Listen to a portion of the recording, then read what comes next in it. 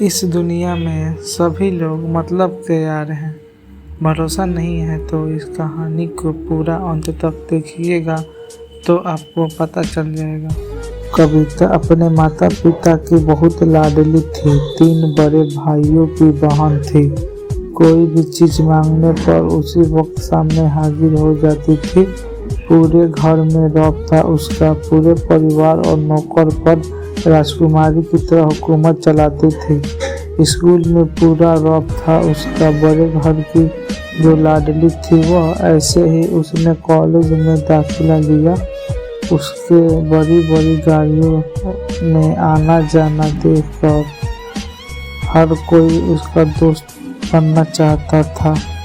थोड़े ही दिन में उसके बहुत से दोस्त बन गए थे। पूरे कॉलेज में उसकी अपनी एक पहचान थी। इन दिनों उसके घर एक रिश्ता आया। खानदानी लोग थे और पापा की पुरानी जान पहचान की थी उनके साथ। कविता के साथ कोई जबरदस्ती नहीं थी पर कविता ने फिर भी हाँ कह दी क्योंकि वह अपने परिवार से बहुत प्यार करती थी। वह जानती थी कि वह लोग उसका अच्छा ही सोचेंगे। लड़के का नाम राज था। राज काफी पढ़ा लिखा और समझदार लड़का था। ससुराल वाले भी बहुत अच्छे थे। ससुराल में कविता की जगह वैसी ही थी जैसे कि मायके में। कोई भी कार्य कविता की सलाह के बिना नहीं होता था। सबकी लाडली बहू बन गई थी वह। फिर उसके घर एक बेटे का जन्म हुआ।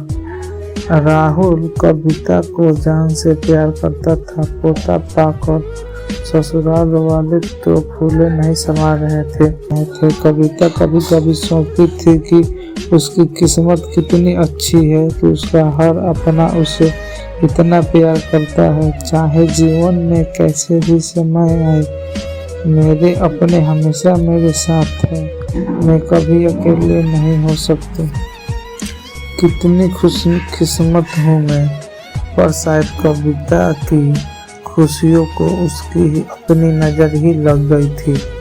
एक दिन वह मायके जाने की जिद पर बैठी थी। राज को बहुत काम था लेकिन वह फिर भी उसे ले गया। रास्ते में उसकी गाड़ी अन्य गाड़ी से टकरा गई।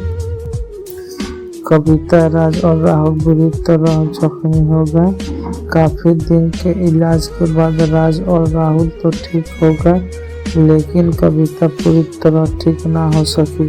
सर पर चोट लगने के कारण वह अपनी आंख की रोशनी खो बैठी।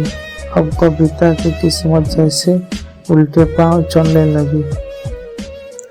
मायके वाले कुछ दिन तक उसे मिलने आते रहे।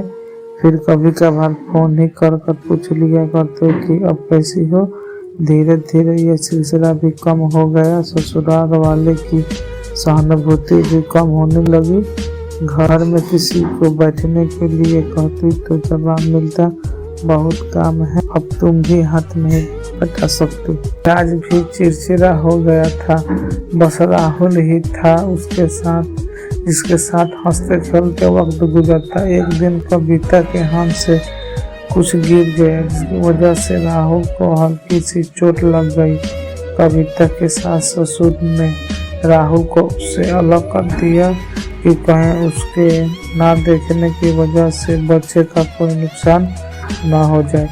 कविता अंदर से टूट चुकी थी। एक दिन उसने सबके सामने मायके जाने की इच्छा रखी तो राज ने उसे परंतु मायके छोड़ आया जैसे कि वह भी यही चाहता था लेकिन राहुल को उसके साथ नहीं भेजा गया।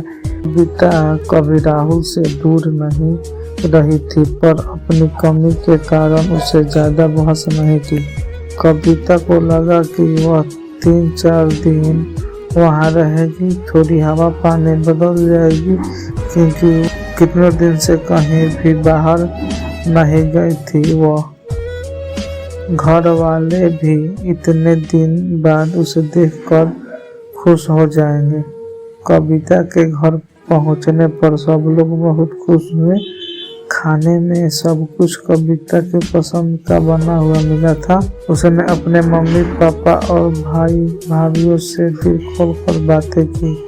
उनके छोटे छोटे बच्चे भी बुआ के साथ घुल मिल गए थे। रात को सोने का वक्त आया। जब वो कपड़े बदलने लगी तो उसे पता चला कि उसका बैग तो बहुत भरा हुआ था। वो सब समझ गई। वो बहुत उदास हो गई। कुछ दिन तक तो सब ठीक रहा। फिर जैसे सब बदलने लगे, सबका व्यवहार बदल रहा था। वह लोग जैसे थक चुके थे, उससे सब लोग घूम फिर कर पूछने लगे कि राज कब आ रहा है उसे ले जाने। वह बना रहे थे, जबकि वह जानती थी कि उस घर में अब उसके लिए कोई जगह नहीं है। कविता से चलते वक्त कुछ ना कुछ नुकसान हो जाता। थोड़ी बहुत टोका टोकी उसे सुनाई देती, वो टाल देती। एक दिन उसके हाथ से लगकर एक कीमती फूलदान टूट गया। छोटी बहू ने हंगामा मचाकर कविता के माता पिता रोज रोज के इस झमेले से तंग आ गए थे। उन्होंने राज को फोन कर बुला लिया और राज कविता को अपने घर ले गया। कविता को अपने परिवार वालों से ये उम्मीद नहीं थी, जिसे कविता को कहे बिना घर के एक पत्ता भी नहीं हिलता था। उस घर के लिए वह अब बोझ हो चुकी है। राज के साथ ससुराल आते वक्त वह बहुत खुश थी, क्योंकि वो अपने घर जा रही थी, अपने जिगर के टुकड़े राहुल के पास। परंतु यह खुशी कुछ पल की ही थी कि सारा बंदोबस्त पहले ही किया हुआ था कि कविता को सीधे ऊपर वाले कमरे में पहुंचा दिया गया। राहुल से दूर रहने की सख्त चेतावनी दी गई। एक कामवाली लता को उसके लिए जिम्मेदारी सौंपी गई, जो उसके खाने पहनने जैसी जरूरतों का ध्यान रखती। कविता ज्यादातर चुप ही रहती। कभी कभी काम वाली लता से थोड़ी बतिया लेती। उसके जरिए राहुल का पता चल जाता। सबकी लाडली बेटी और बहू सबके लिए लाडली से बोझ बन चुकी थी। यह कहानी अच्छा लगे तो चैनल को सब्सक्राइब जरूर करें।